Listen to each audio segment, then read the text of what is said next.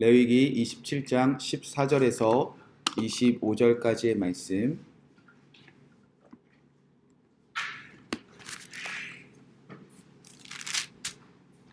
하나님의 말씀을 제가 대신해서 봉독해 드리도록 하겠습니다.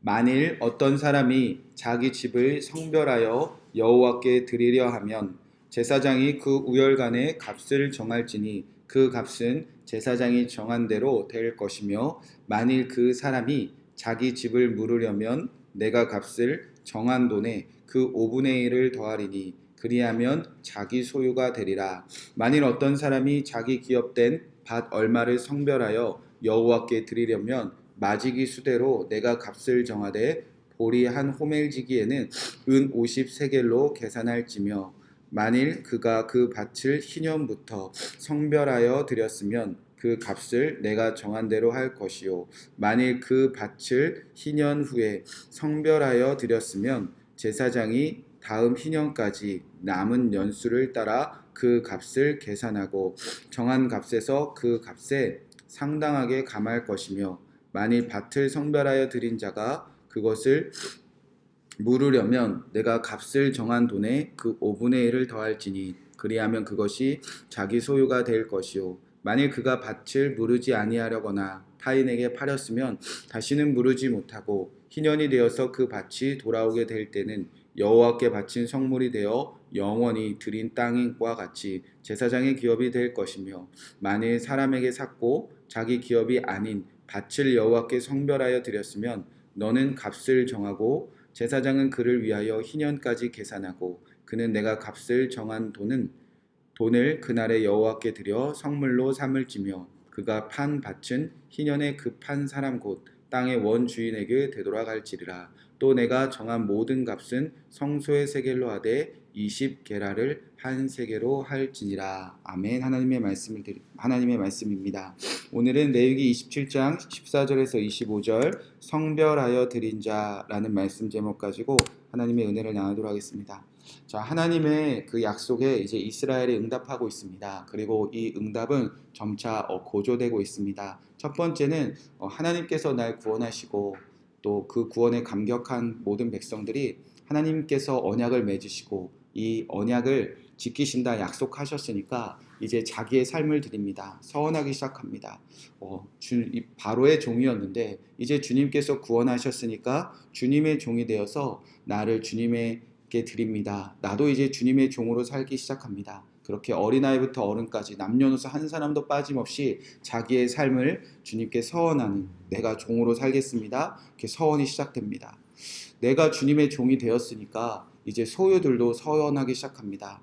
각자 자신에게 주신 그 소유 중에 가축들의 정결한 것이나 정결한 것이 없는 자는 부정한 것이라도 잡아다가 하나님께 이 하나님의 언약과 하나님의 나라를 이루기 위한 그 마음을 서원하기 시작합니다. 그리고 이제 점점 더 고조돼서 정말 이것이 가능할까 싶을 정도의 이제 성별하여 드린 자들이 등장하기 시작합니다. 오늘 말씀은 이제 하나님의 언약과 하나님의 나라가 정말 나에게 그리고 우리 이 땅에 이루어지기를 바라는 마음에 어떤 이는 자기 집과 자기에게 주신 그 기업의 밭까지 성별하여 드리는 서원이 일어나기 시작했다는 겁니다.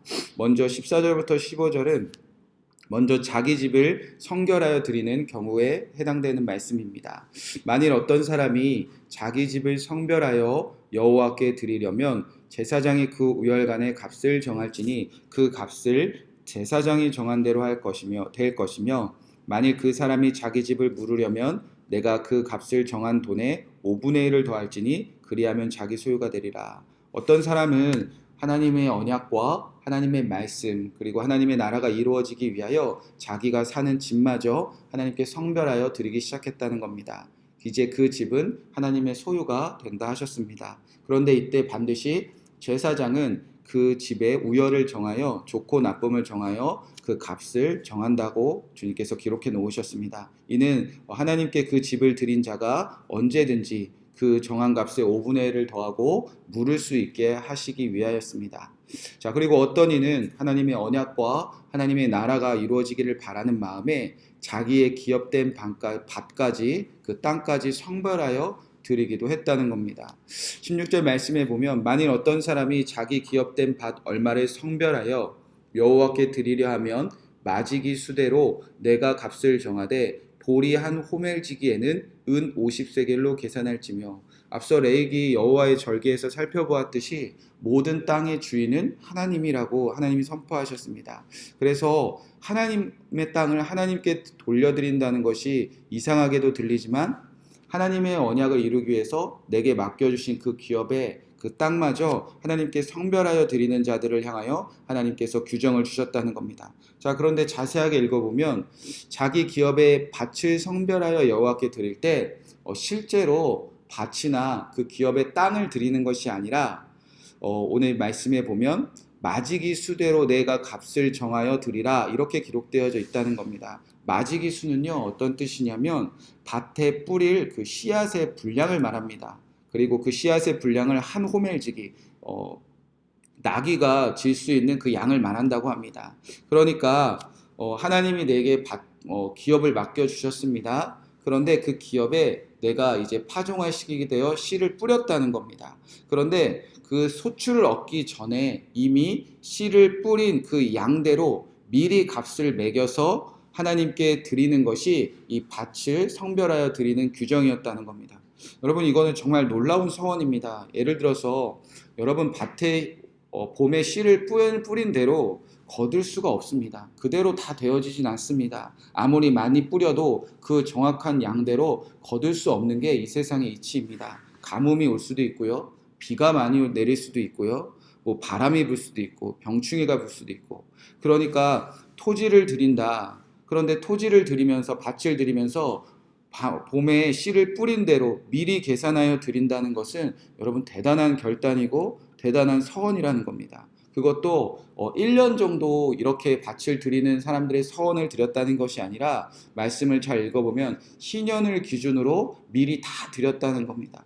17절 18절의 말씀에 보면 만일 그가 그 밭을 희년부터 성별하여 드렸으면 그 값을 내가 정한 대로 할 것이며 만일 그 밭을 희년 후에 성별하여 드렸으면 제사장이 다음 희년까지 남은 연수를 따라 그 값을 계산하고 정한 값에서 그 값에 상당하게 감할 것이며. 자, 어떤 말이냐면 이제 희년이 되었습니다. 그래서 희년에 하나님께서 다시 이제 잃어버린 밭이나 원래의 기업을 각자 소유에게 돌려주셨다는 겁니다. 그래서 그때부터 하나님께 제가 이제 이 밭을 주님께 성별하여 드리겠습니다 라고 선포를 하면 그 다음 희년이 오기까지 그러니까 약 49년의 그 희년 동안 내가 매년 뿌릴 그 씨의 양을 계산해서 값을 정하여 하나님께 먼저 서원해서 드렸다는 겁니다. 혹 중간에 밭을 샀다. 그러면 희년이 오기까지 그 남은 수를 계산하여 매년 뿌리는 그 마지기 수대로 값을 미리 정하고 미리 드리는 서원들이 일어났다는 겁니다. 자, 그렇게 지금 레위기에서는요, 이 백성들이 하나님과 하나님 나라를 이루기에는 갈망이 이렇게 점점 커져가고 있었다는 겁니다. 그래서 하나님이 이 규정들을 미리 정해놓으셨다는 겁니다. 나를 종으로 드리는 서원들이 일어나고 나의 가축들을 드리는 서원들이 일어나고 그것도 모자라 우리가 살아가는 집과 나에게 먹고 살고 우리 가족들을 살리며 나에게 하나님께 붙잡혀 있는 그 아웃자 기업의 소출마저 그것도 미리 감사하며 미리 주실 것을 믿으며 미리 하나님께서 뿌린 대로 거두시게 하실 것을 온전히 믿으며 주를 향한 신뢰로 계속 드리는 그들의 서원들이 일어났다는 겁니다. 여러분 제가 이 본문을 어제 묵상하면서 좀 고민이 생겼습니다. 제가 지금 창세기 1장 1절부터 레위기 이제 마치는 시간까지 계속 빠짐없이 한 절도 빠짐없이 전하고 있는데 어떤 본문은 좀 어려워서 이걸 잘 전할 수 있을까라고 고민한 적도 있고요. 어떤 본문은 이건 분명한 뜻인데 오늘 있는 그대로 전해도 될까라는 고민이 들 때가 있습니다. 근데 오늘 제가 읽은 본문은요. 계속 드려졌던 고민이 이 오늘 본문을 우리에게 진짜 있는 그대로 적용할 수 있을까라는 고민이 막 생기기 시작했습니다. 오늘 새벽에 가서 상상을 한번 해보았습니다. 어제 집과 땅을 성별하여 드리자 이 말을 한다면 그리고 이 말을 녹음해서 설교로 올린다면 누군가 듣고 시험에 들지 않을까. 사실 이 고민이 저에게 딱 들게 되었습니다. 그리고 나도 괜찮을까? 그런 마음이, 그래서 왜 하나님의 말씀을 있는 그대로 전하기가 두려워질까? 그리고 어떻게 꼬고 꼬아서 다른 방향으로 설교해야 되는 고민을 내가 할 수 있을까? 왜 하나님의 말씀을 있는 그대로 전하고 왜 하나님의 말씀을 있는 그대로 듣는 것이 왜 우리에게 두려움이 되고 시험이 되었을까? 여러분, 시대가 점점 그만큼 악해져 가고 있다는 겁니다. 시대는 점점 부유해지고 있는데 시대는요, 점점 많은 것을 갖게 되고 있는데 그만큼 소유가 그만큼 부유해진다는 것이 하나님의 그 언약이 이루어지기 위한 그 갈망과 하나님의 나라를 이루기 위한 그 갈망은 점점 우리에게서 멀어지게 하고 있는 세상을 우리가 살아가고 있다는 겁니다. 지금 이스라엘 사람들에게 이 레위기 때 이 서원을 드리는 것은 사실 아무런 문제가 되지 않았습니다. 지금 이 사람들은 신의 광야, 신의 산 밑에 광야에서 살고 있었습니다.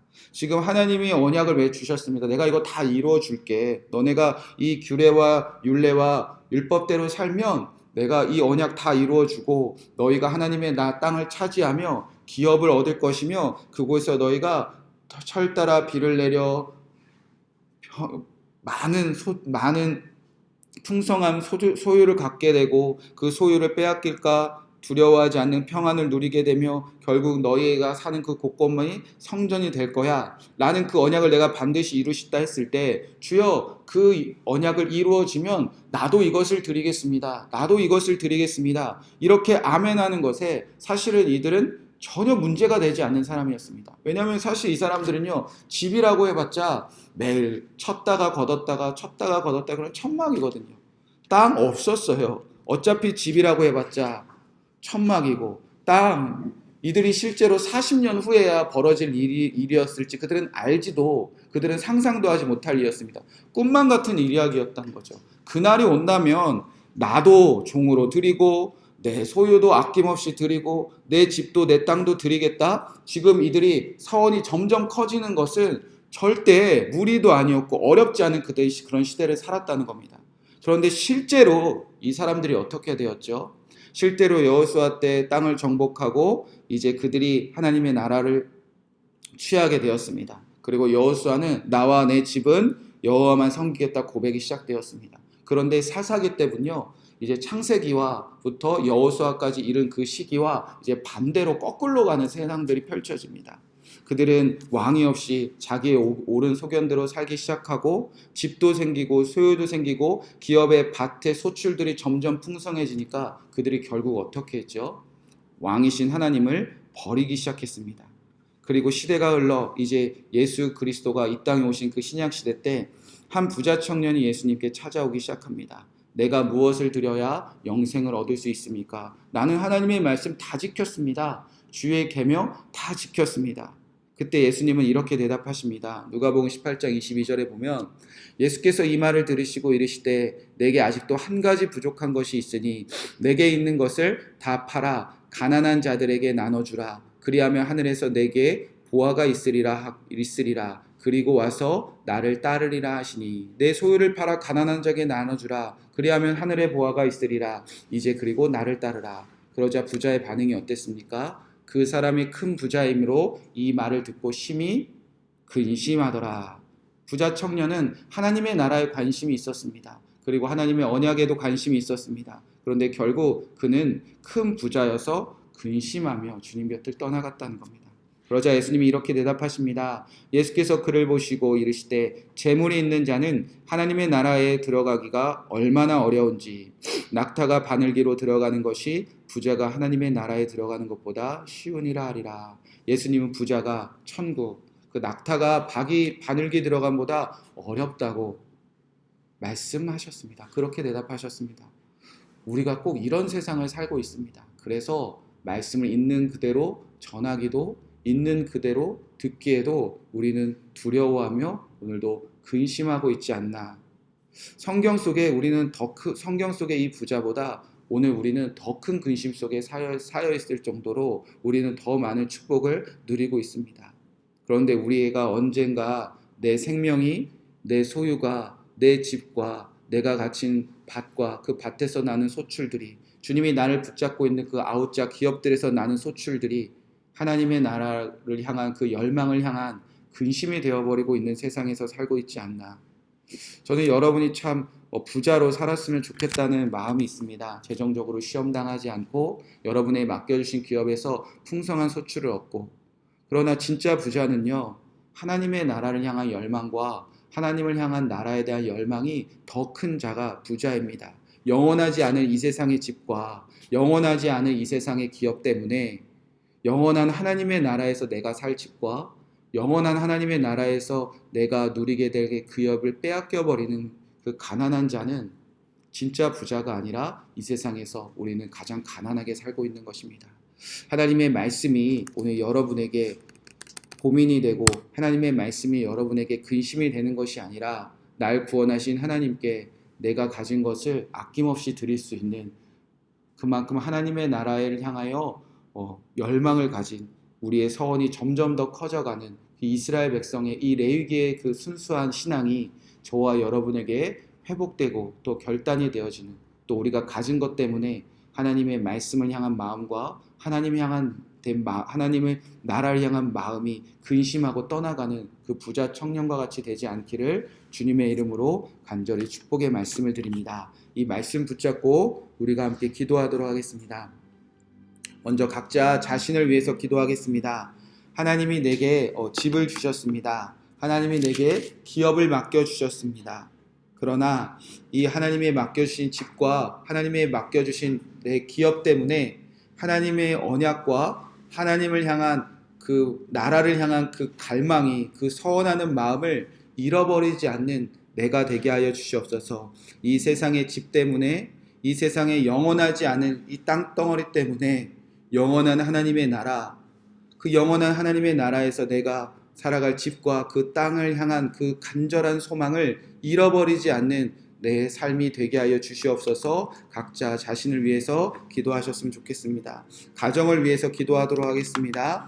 씨앗을 뿌린 대로 소출이 있기 전에 미리 값을 매겨 하나님께 감사드리라는 이 말씀이 여러분의 가정의 말씀이 되기 원합니다. 아직 우리 가정에 부족함이 있습니다. 우리 가정에 재정적인 시험도 있을 수도 있습니다. 그러나 하나님께서는 우리가 씨 뿌리는 대로 풍성히 거두시게 하시는 분입니다. 그것을 믿고 우리가 어려움 가운데서도 미리 감사하며 하나님께 내 마음을 드리는 풍성한 소출을 믿는, 하나님을 정말 신뢰하는, 씨 뿌린 대로 거두게 하시는 그 하나님을 향한 신뢰를 회복하는 우리 가정의 감사가 회복되게 하여 주시옵소서. 우리 자녀들과 이 땅의 다음 세대들 청년들을 위하여 우리가 함께 중보기도하도록 하겠습니다. 우리의 자녀들이, 이 땅의 다음 세대들이 이 세상에서 진짜 부자로 살게 하여 주시옵소서. 영원하지 않을 세상의 집과 영원하지 않을 세상의 땅에 마음 뺏겨 스스로 가난하다, 스스로 부족하다 마음 졸이는 청년들과 다음 세대들이 아니라